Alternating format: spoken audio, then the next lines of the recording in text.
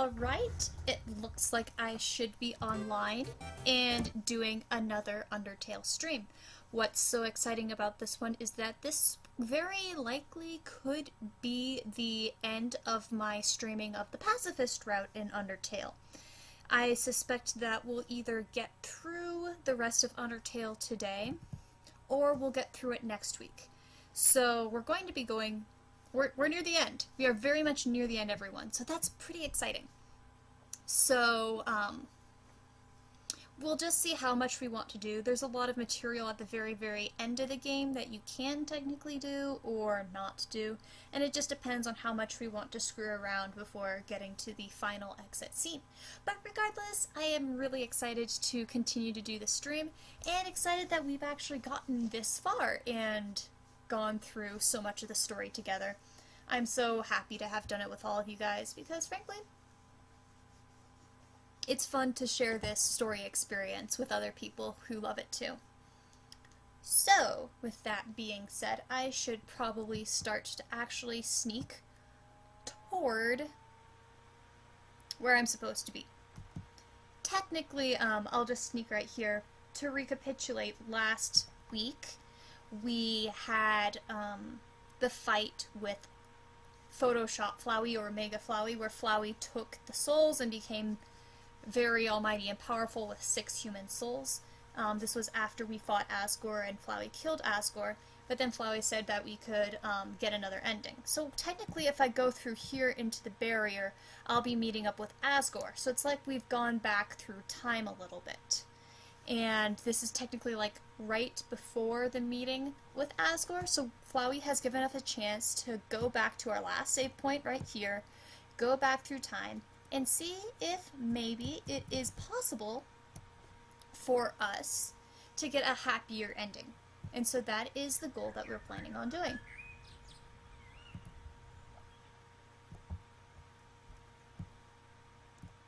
Alright, so I'm going to go back out of the castle because Flowey said that we should probably spend more time with friends. Specifically, we should spend more time with Alphys. So I am going to go and find Alphys right now so that we can do a hangout of sorts. Actually, I don't need to do that. The elevator is now open. So I skipped a whole lot of traveling through the underground. And here I am. Yay!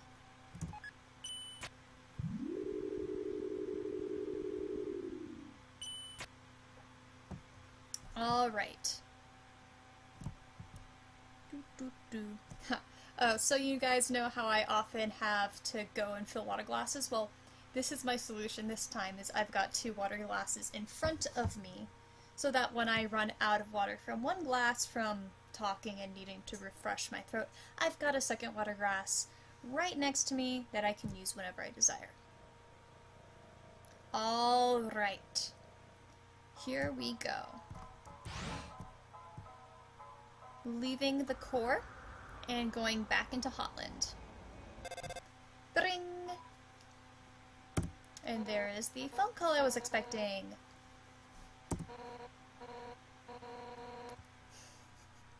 I love how this implies that Papyrus is on the other end just being obnoxious and trying to help Undyne out a little bit too much with the phone call. Oh well.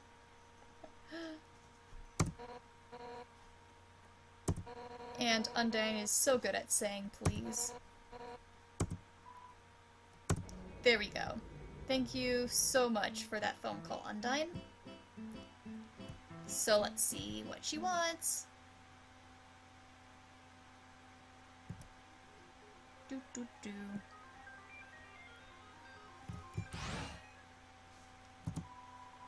Select a location, the floor 1. I remember when I first played this game, I got so confused with the left floor 1, right floor 1, left floor 2, right floor 2s. I got so confused. It was just this horrible maze for me when I first was playing it the first time through. But now I'm just like, oh yeah, it's this floor to do this place and this floor to do that place, and I have no problems whatsoever navigating. Alright, and we're off.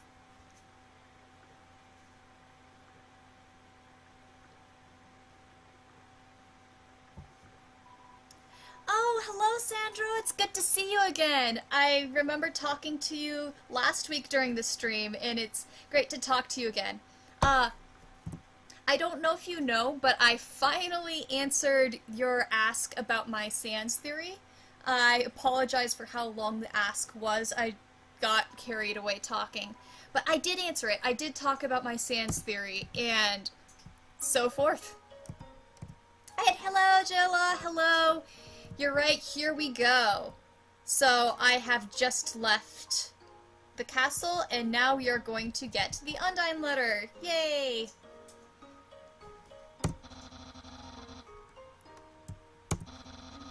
I love how much of a wingman Papyrus is. Papyrus really is such a wingman. It's so funny. Jayla, are you going to Sans' room?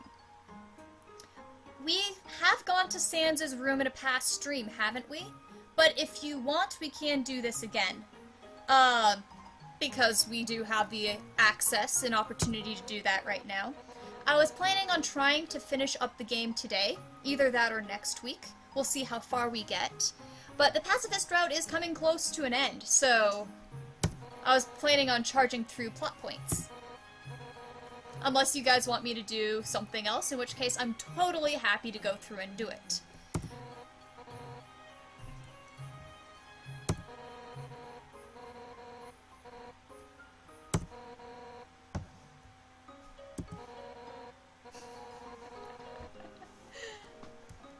Have you guys seen what happens if you throw Undyne's letter away instead of giving it to Alphys?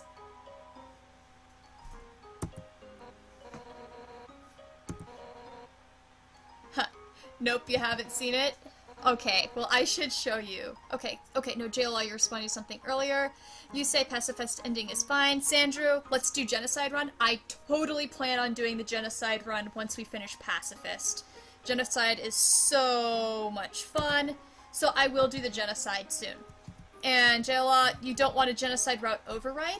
The nice thing is that I have a way of erasing the effects of the genocide, so I don't really mind. And I am someone who gets itchy if I don't play it too much. I know you don't like playing genocide, or you have not ever emotionally gone through it. But yeah, see? Back in Sans' room.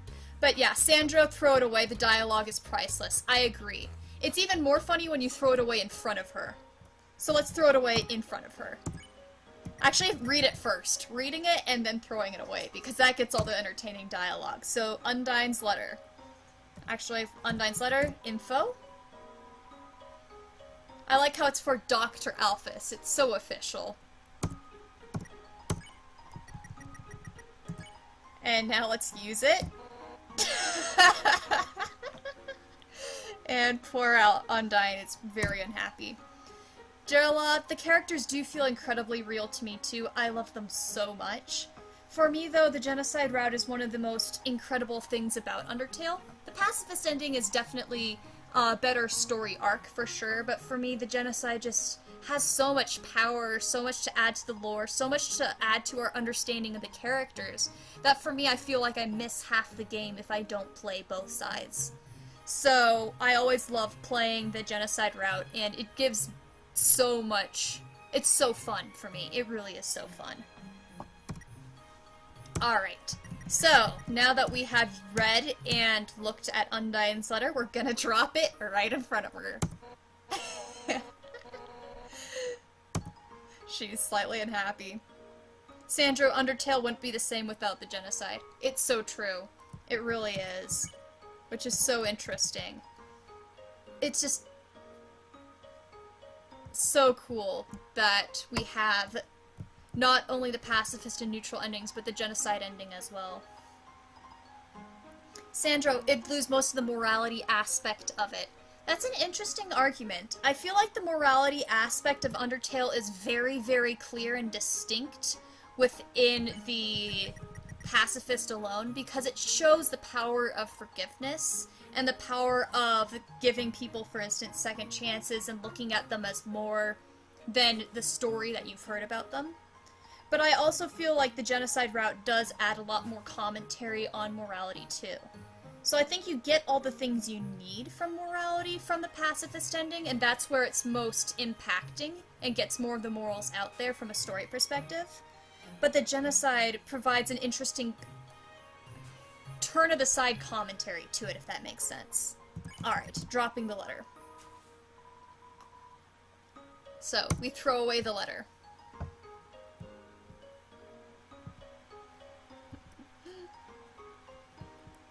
There we go. And poor Undyne is very unhappy with this.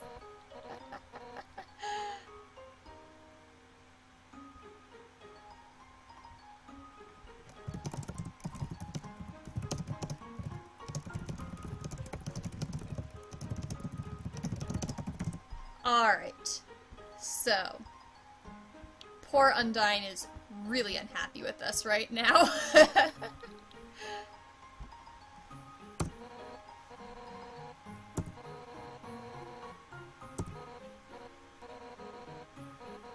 Sandra, I feel bad about killing anything in games after Undertale. I sort of have that feeling too.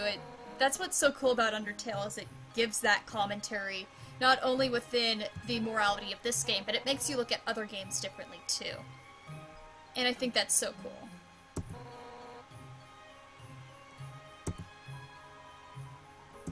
Alright, I got the Undyne letter X, and there we go. And what's so great... Okay, she has the same dialogue there, but you can't drop this one.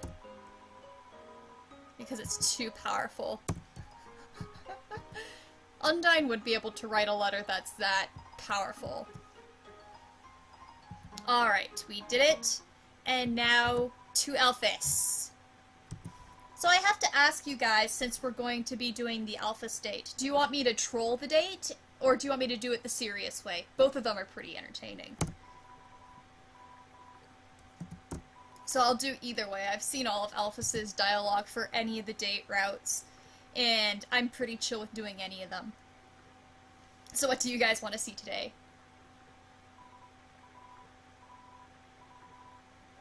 Haha, what's funny? It is Sunday today. That's great. Somewhere it's Sunday, so be careful.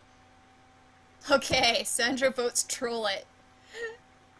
Yay, trolling. Why not?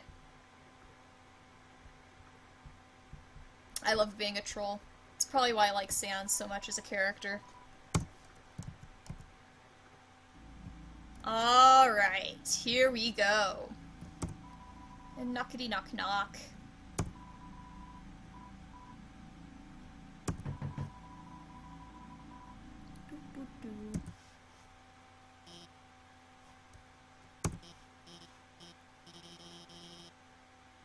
What's interesting about this is more indication about how recent the amalgamate experiment went awry. Well, I cannot talk. Bleh, bleh, bleh. This comment of Alpha saying, oh no, it's that another letter, it just suggests how recent the amalgamate experiment got screwed up, because if she's still getting letters, then that was very recent, which is interesting. Honestly, the timeline sort of suggests that Alphys has not been royal scientist for a long time at all. It really suggests that she hasn't. What from how we hear Bratty and Caddy talk about her, the amalgamate experiment, and Metaton's creation, all being pretty recent events just by the way people are talking about it. This is a new job for her, sort of. I mean, it's old enough that her stuff is dusty in some areas. But still.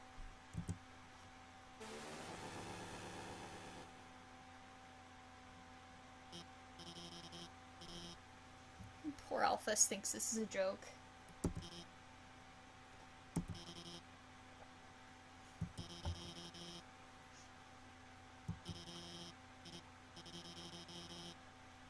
Also, good planning on Undyne's part. Let's not sign the love letter that I wrote, and then have someone else deliver it. Good job, honey.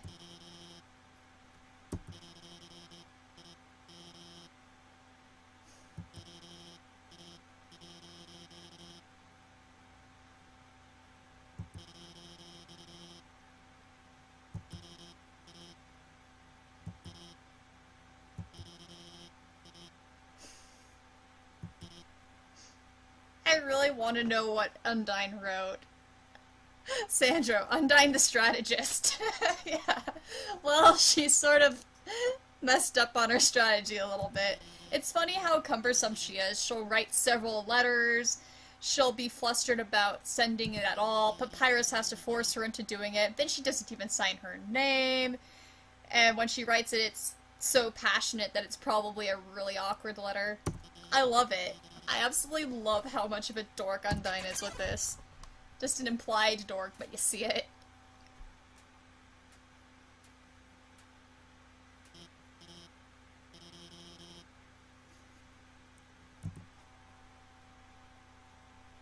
There you go.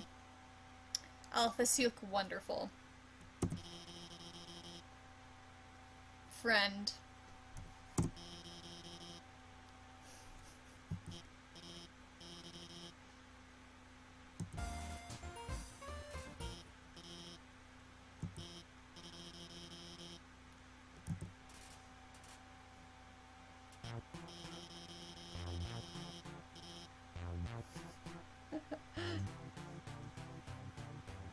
JLaw, that dress. I have a polka dot one as well. Nice.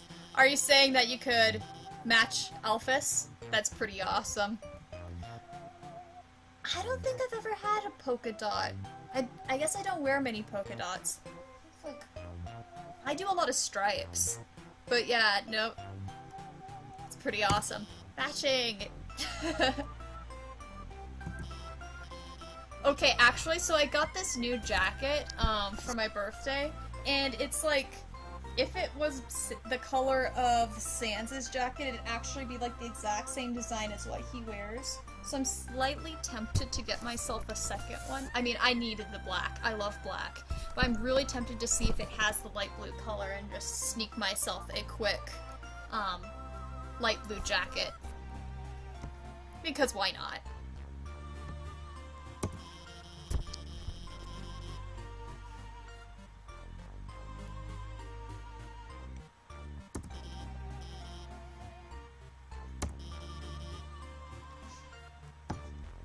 You really wonder how long Alphys and Undyne have been flirting around and skirting around the issue, being as Alphys has so many gifts and has been preparing for it, and both of them obviously are interested in each other.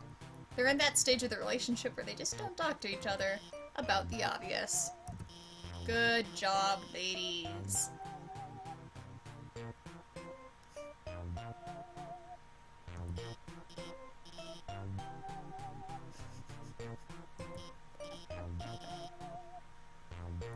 Sandra, why not get a Papyrus battle body? That's style. I like you. Perfect. Okay, I will admit that I'm trying to think if I'm trying to figure out, like, something that I could do for Halloween just lazily. I do have skeleton tights and some other things. I'm probably not going to wear anything, but if I do, I wanted it to be subtle just so some people would just raise their eyebrows a little bit in expectation. I was wondering if I had an orange scarf. I have an orange scarf from Cambodia, but I'm not wearing that. But I was wondering if I had something else that I could sort of do that's evokes Papyrus's battle body. That's real style. Oh my gosh, Papyrus's sense of style.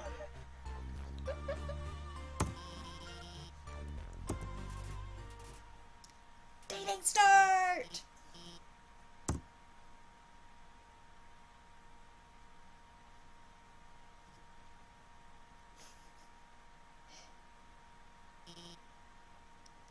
So we're gonna troll this one, you said. So here starts my trolling answers. I'm gonna say no. Poor Alphys. There's nothing to talk about.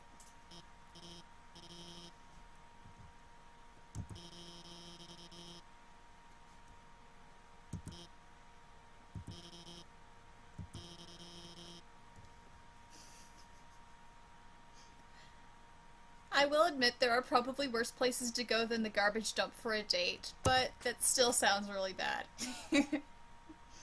I guess it's cool for the monsters because there's so many discarded items from the humans, so the garbage dump would actually sort of be a cool place to go for the monsters, just it sounds sort of funny from our side. Sandro, Papyrus was one of the hardest for me to kill in the genocide. The Fields Warfare was too strong. Papyrus, I think, is the hardest part of the genocide, is just how it's done, and it's also the music. It's, so nice and ominous. And he is perfection. I love that guy so much. I love that stupid little kid.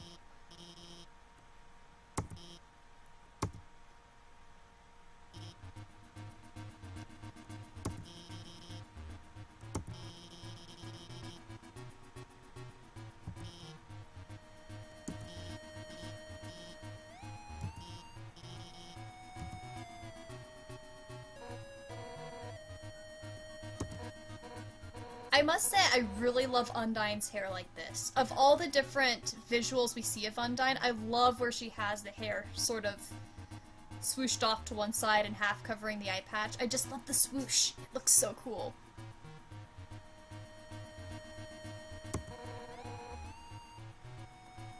Oh, Sandro, you actually gave up on genocide first time because of Papyrus? I'll admit, I was gung-ho to go the whole way. I loved the characters. I actually thought that playing it would be more emotionally difficult than the first time. But, it wasn't as emotionally impacting as I thought it would be. It wasn't until after I finished it that the emotions actually hit me. So, I was able to get through it without, hesitating or rethinking about it. And I think it's really subsequent playings of it that I go, ooh man. But yeah. Haha.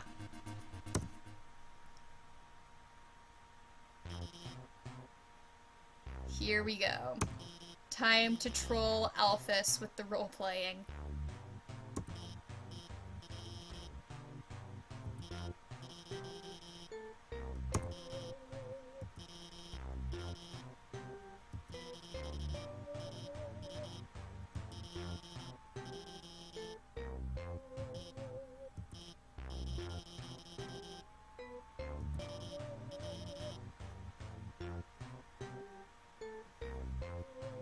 Oh, Sandra, it was when Flowey told his story.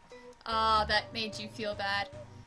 I do find it really interesting and fun that the game will give you all those comparisons of you to Flowey. I think that's what makes it so interesting, is you see what happens when Flowey gets corrupted, and you can choose to either go down the same mistakes that Flowey made, or try to do something different. It's really interesting. It's so cool. It's really, you know, Flowey started out doing all the nice routes too. And then you get bored and interested in what happens when you kill all those people. And you are exactly like Flowey. It's so cool.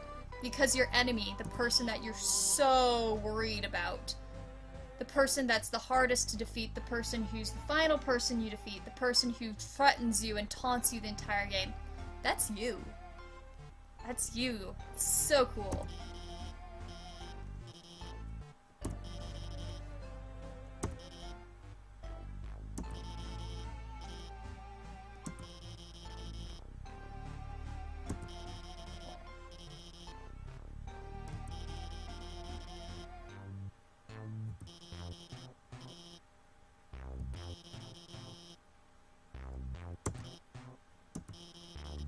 Alright.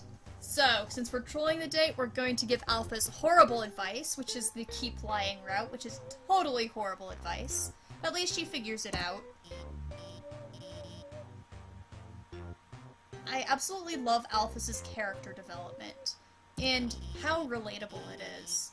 And so we're coming through the Alphys character plot arc right here, and just talking about the importance of honesty to friends and friends being there and committing to you, but how you can still run into psychological difficulties even with that. It's really complex and nuanced, but it's a really good statement about what life can actually be like.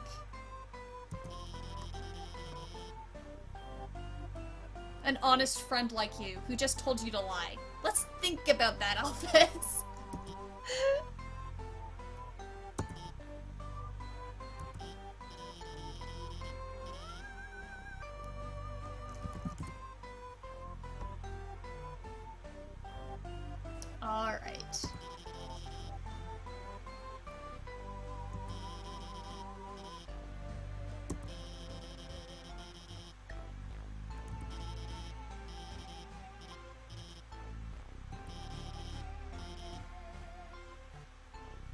Sandra, I knew dialogue of that kind was coming from Alphys about her insecurity, but when it came, I really felt bad for her and wanted to help.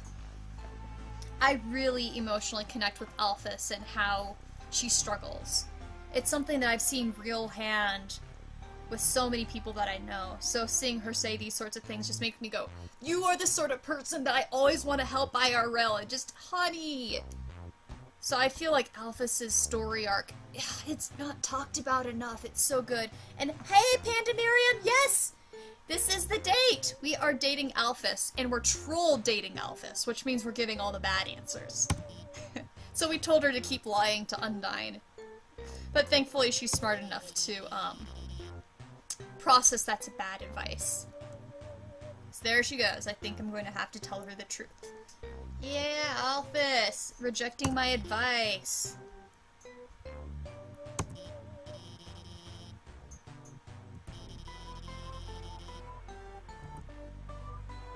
Obviously, let's roleplay!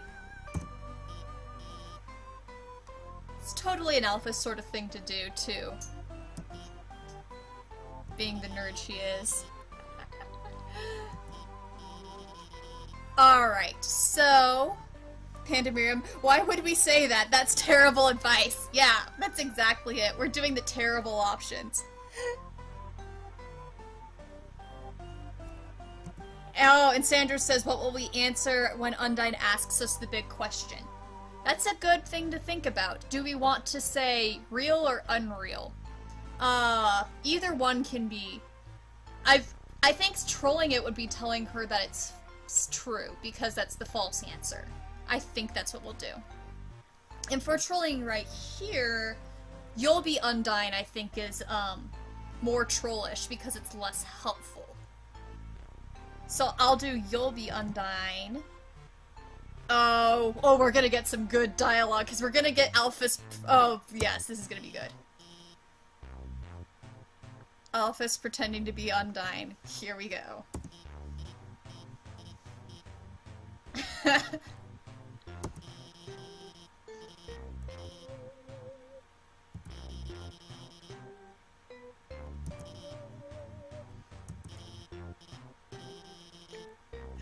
Ah!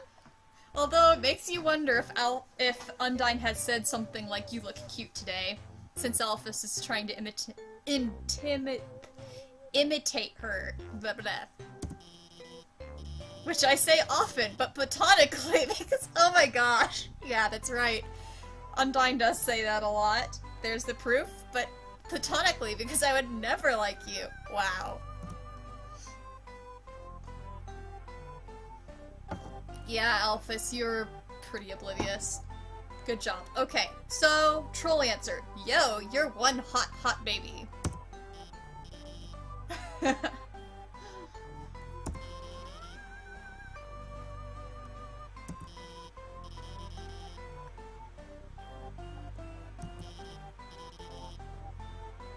First off, I'm a baby knight. Okay, I can actually sort of imagine Undyne saying something like that. Let's be real. Captain of the babies.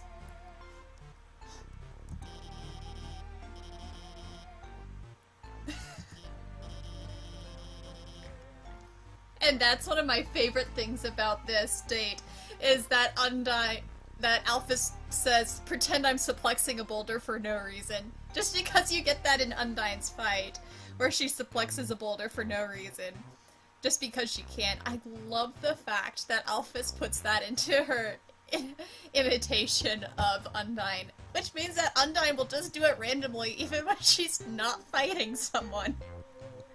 I can just imagine Alphys and Undyne just hanging around, and then Undyne just picks up this stupid boulder and shoves it. It's totally what happens. Alphys gives you a kiss! There we go. Such a helpful one. And then Alphys, I would never!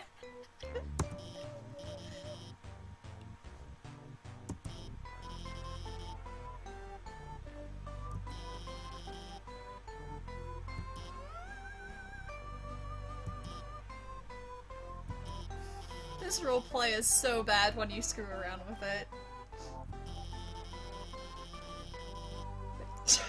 Yeah, you definitely learn how to kiss from dating video games. Alphys, you're as bad as Seuss. Yeah, I forgot this one was this bad.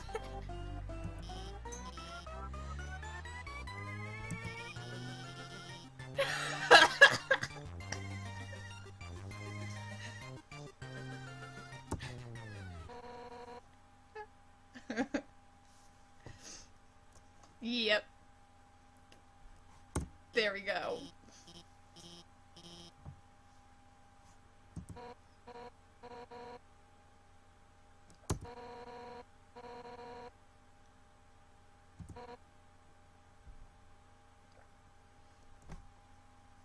Sandra, I just love how Undyne suddenly pops up in the middle of the conversation. I do too, and I love how in every single round it's always the worst moment. I feel like this quote where Alpha says, "I'm Undyne and I'm piling on the smooches," is the single worst thing for Undyne to walk into. But you know, it makes sense. Undyne is walking around looking for Alphys. She's gonna walk in sometime. But I do love when she walks in. It's just so precious. And yes, Panda Miriam, I find this really entertaining too. This just does not get old.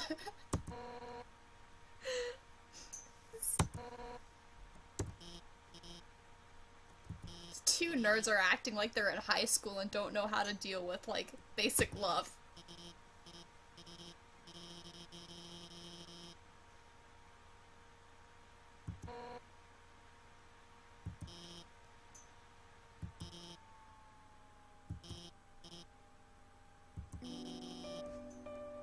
And here comes the love moment. Oh, can you feel the love tonight? Don't want to sing it too much because it'll be over the other sappy song that's currently going on.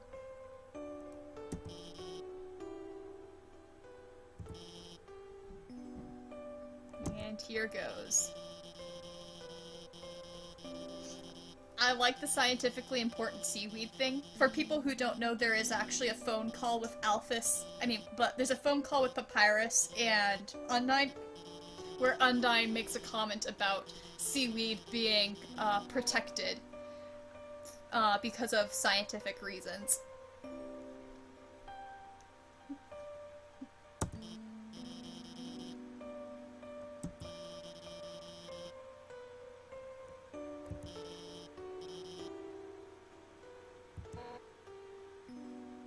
Undyne being affectionate.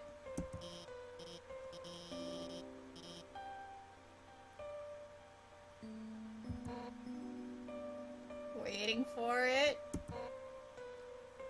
Waiting for it.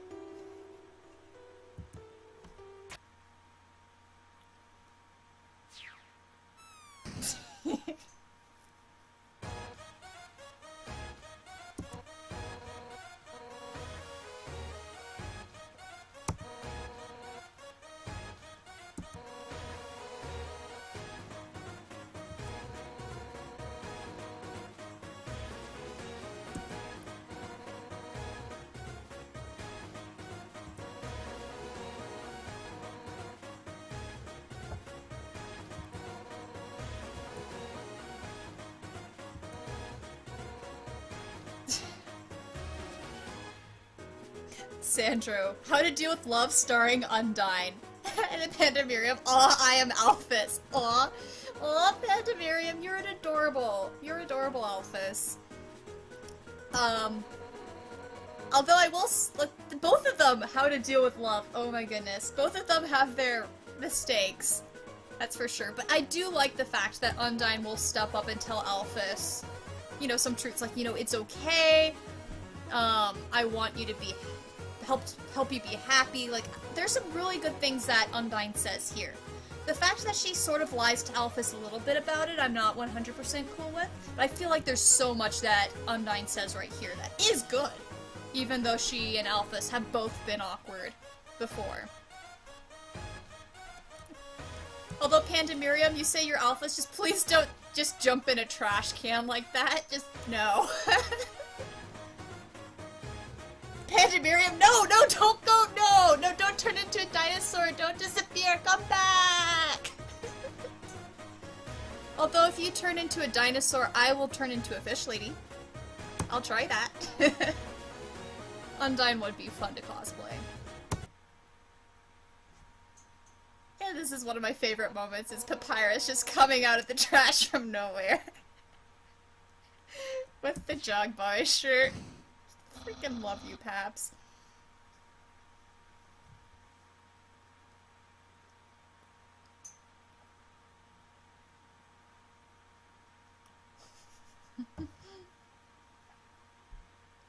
Yay! Panda Miriam back for me. Yay! You didn't run away.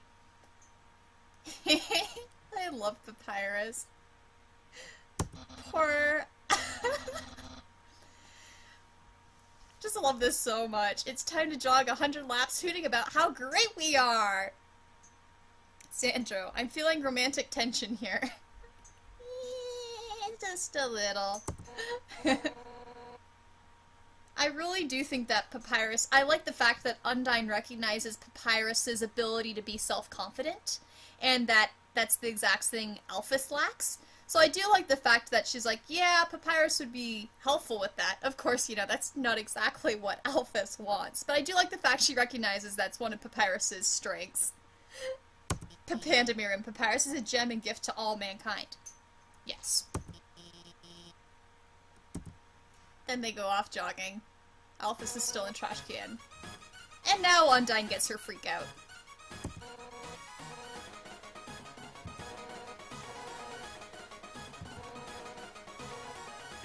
She's so freaked out. The first time I played it, I told her that it's, not real. But I guess we're being trollish, so... Sandro, I guess this means that we tell Alphys, but we tell Undyne that anime is real, and she'll continue to, believe false stuff. So here we go.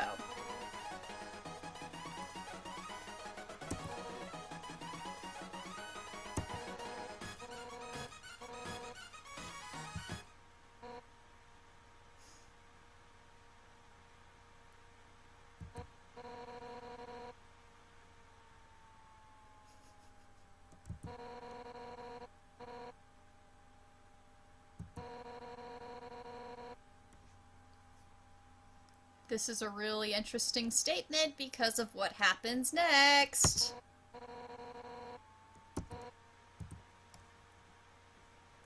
Here goes. Oh, we should do the phone call. We should do the phone call. I'm pretty sure this is the room. Okay, no, this is the flower one. But this, we have to do the phone call where Undyne talks about where she met Alphys. Let's do it. Since we're in the, Alphine moment of the game, let's go through this, where Undyne talks about meeting Alphys for the first time. It's probably one of the most famous phone calls in the game, but it's pretty cool.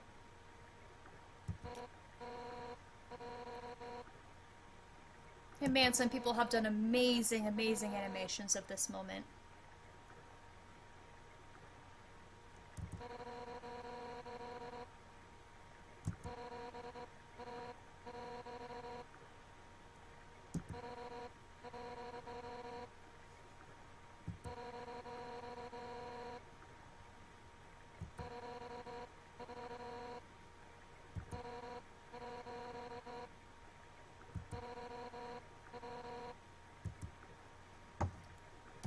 And then if you call them again. There we go. Alright, there we go. We had that happy little story. And now let's continue forward! Things are going to get better from here, says Undyne. And then Papyrus calls. If it isn't my good friend who trusts me. There are some really interesting theories about this conversation and to what degree Flowey is influencing Papyrus.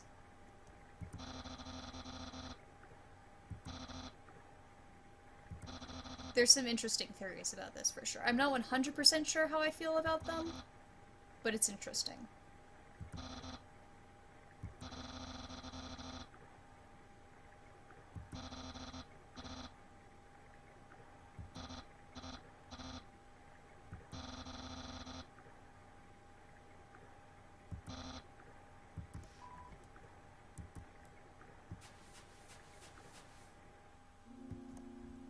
Alright.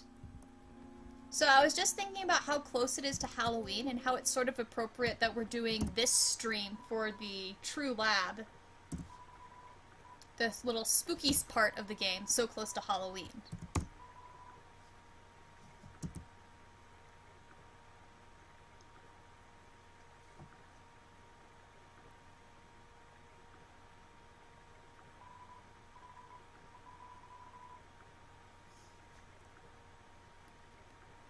And we really do need to talk about how much River Person knows about everything. I mean, River Person is making a comment that refers to when you come and get Shiren to perform a little concert, and so on. Pandemirium, Papyrus, what the F did you do? I mean, you know, I can read that interaction as happening two ways. Sandra says something cool, duh, I like that. It's Papyrus. I love it. I can read it two ways, where either Alphys tries to run, but she's just so distraught that she just has to go home early, and Papyrus is awkward giving the phone call just because he realizes how poorly that went. And then, of course, there's also the theories that Flowey sort of tricked Papyrus, sort of influenced Papyrus into giving that call so that you get to the whole crap at the end of the game. Alright, now, you guys know what's going on with... Oh. I want to do something mean, because the Papyrus and Undyne phone call for this section is really interesting when you pair it up with this moment. So here's Alphys's note. And then we listen to the phone call, and it's actually really sad in this context.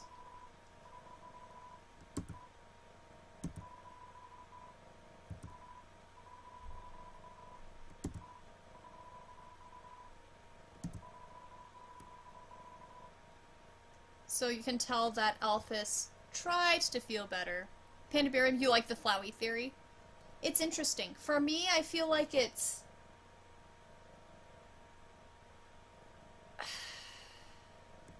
I feel like... I mean, it makes sense. But I also feel like it's not... It doesn't explain 100%. I feel like it's a combination of the theories that makes the most sense. Just because I do feel like you have to strike that balance between you can tell what's sort of racking through Alphys's mind at the moment, and also the fact that Alphys has to leave before Papyrus gives the call, and da-da-da-da-da-da-da.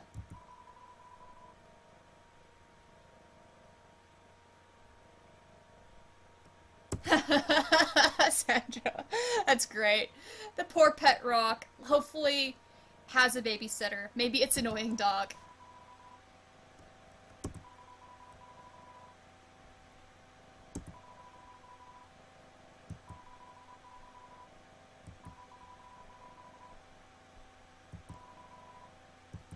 Alright, so you saw that really sad, depressing note, right? Now look at this phone call. This is really bad. Undyne. Oh, you're at Alphys' lab. Is she there? Tell her I said hi. And tell me how she's doing.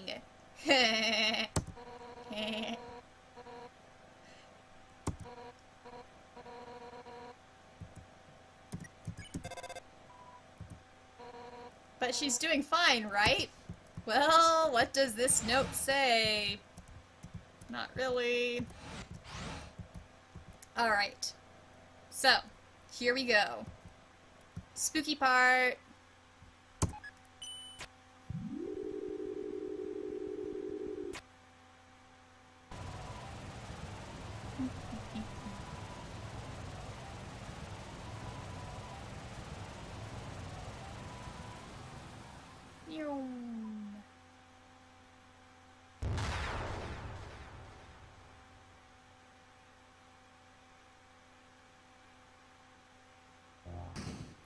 This is such a huge lore smash. I remember the first time I played it through, I had to really think things over to understand everything that was going on with these entries.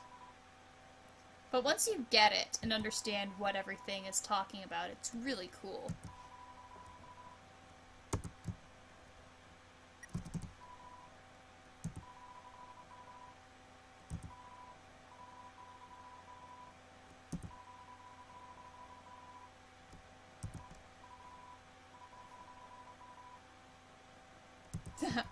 Yep, Sandro indeed. Lore time!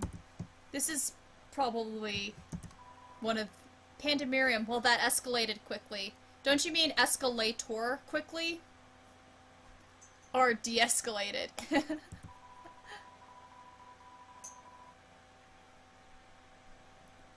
Hey, Planky! Yeah, let's try not to be offensive. Thanks for watching. Watching that. Hello! Welcome to the stream.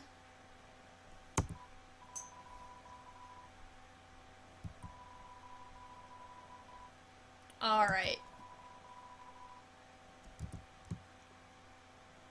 But anyway, yeah, Pandemonium. I was trying to make a really bad pun with that. I think you were too. Wait, it's an elevator, not an escalator. Ah, I messed up that pun. Wow, I cannot. De-elevator? Quickly? I don't know. This... Yeah, nope, I cannot pun. I'm horrible. I'm worse at puns than Sans.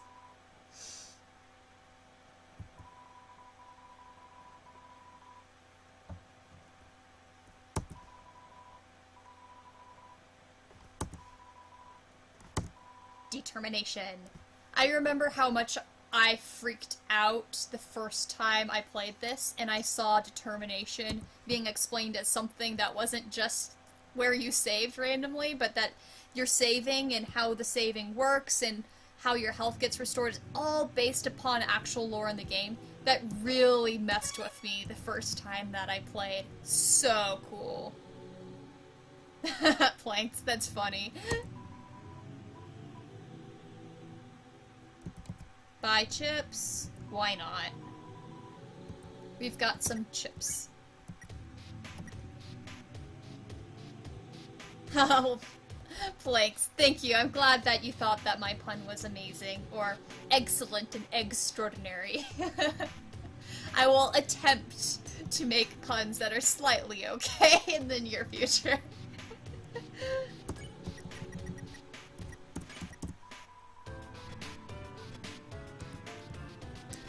And yes, that yoke was pretty entertaining.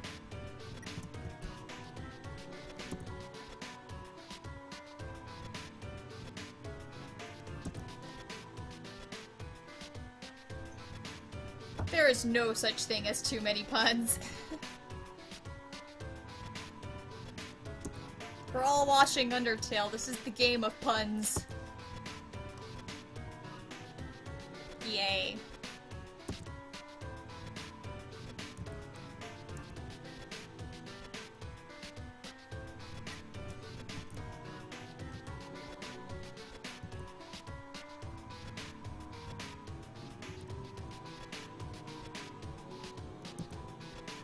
I'm really happy that there are people who have listed...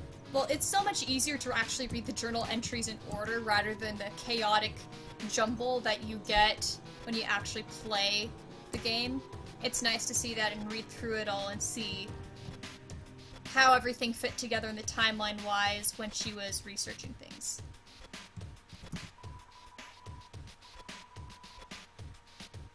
Plank, thank you so much. Just a heads up, I go by he, his, him, and not her, but don't worry about it too much. I'm glad that you like the motto, never too much puns. Thank you. So, Pandemonium. So wait, if monsters fall into comas, would they always turn to dust, or just in this context? So we don't know too much about monster lifespans, unfortunately.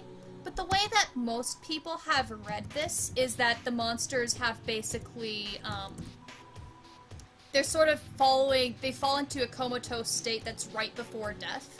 So you can tell that they're about to die, and then they'll very shortly turn to dust. I'm sure there are cases in which they can get a coma and not turn to dust, but I'm guessing that once they have fallen down, as they call it, they're basically right on the brink of death and you just know it.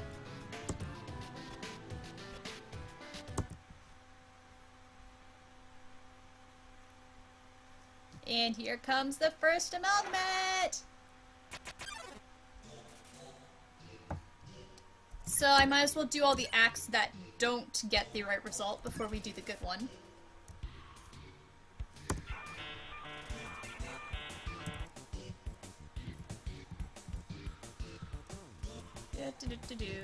Dodgy, dodgy, dodge.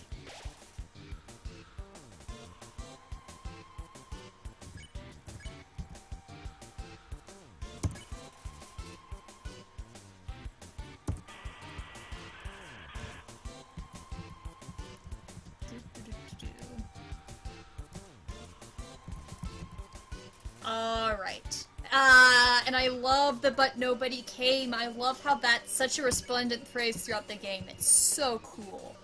Absolutely cool. Love it. I don't remember. I don't remember if I've clicked stat. Okay. Okay. It's actually really interesting to show what happens if you attack them. What happens to their stats. That is so cool!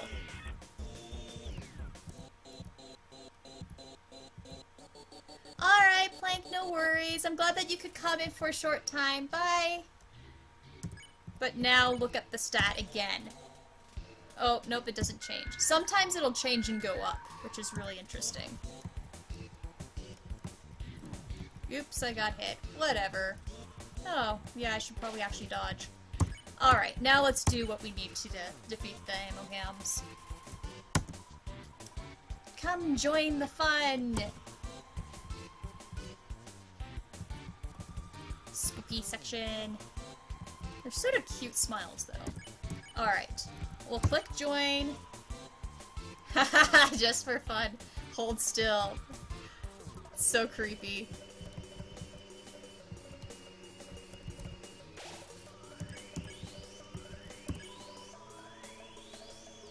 A real get-together? Oh my gosh, that is a horrible pun.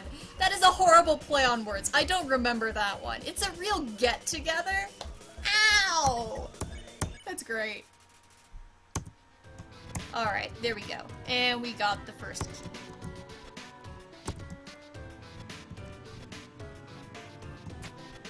key. Yay! And I know I'm rushing through this section pretty quickly. I have read all the journal entries many times, so if anybody needs any help with the lore dump as it just rushes right on by, let me know. Pandemarium, I find it interesting the smiles look similar to Gaster's sprite face, but I think that's coincidence. It's interesting to think about. The smiles look somewhat similar to Gaster's sprite face. I do think that would probably coincidence.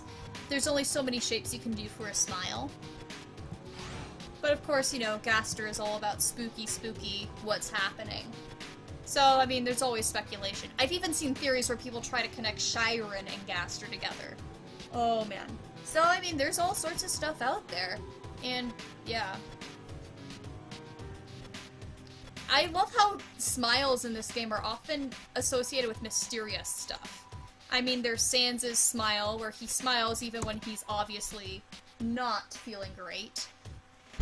Then there's Gaster's smile, and then the whole Flowey and murder genocide smile stuff. Like, smiles in this game are scary.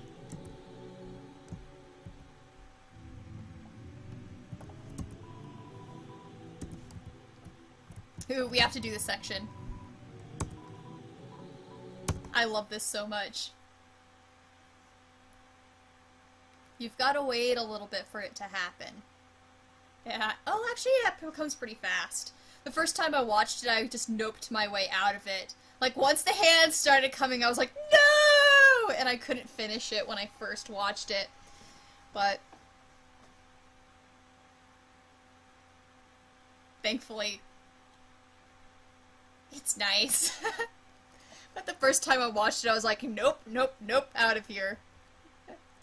There we go. And we slept. Okay, that doesn't give you HP. Let's get the key. Panda, you like the spoon ghost? It's pretty cute, isn't it? It just comes and it pats you on the head and tucks you into bed. It's so cute. Just shows that all the Malcolmites are nice, they look creepy, and they've had an unfortunate incident, but they're all nice.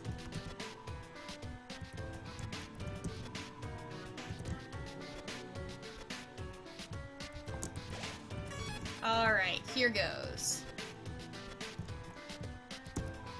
Golden flowers, the fun part. I love how we learn Flowey's backstory. And one of the things that Undertale does so well is that it connects things that you didn't think were related. And I think that's what's so cool, is there's so much that seems unrelated. Like, you never would have guessed that Alphys's past and the reason that she was so insecure was connected to some of her research, and specifically to Flowey's creation. And that Flowey is actually connected to the Dreamers, aka their kid, and there's just so much cool stuff that meshes together and fits the story together in cool, unexpected ways. I love it. Sandro says, even with all this tense and scary happening, Frisk still doesn't look like they give a shit. Yeah, I mean, Frisk's face just doesn't change. I sort of like how Frisk's face is animated, though, where they have a very, just neutral expression, so that you can imagine anything going on, and just use your imagination for how much they care or don't care. I like that a lot.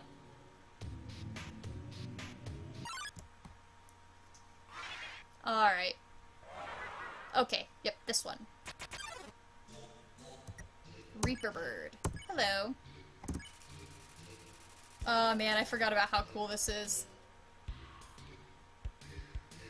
So awesome.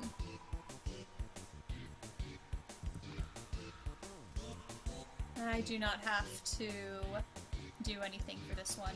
I feel like that's so sad, though, the fact that it's sort of like showing how destructible and unpleasant that being amalgamate is. The fact that the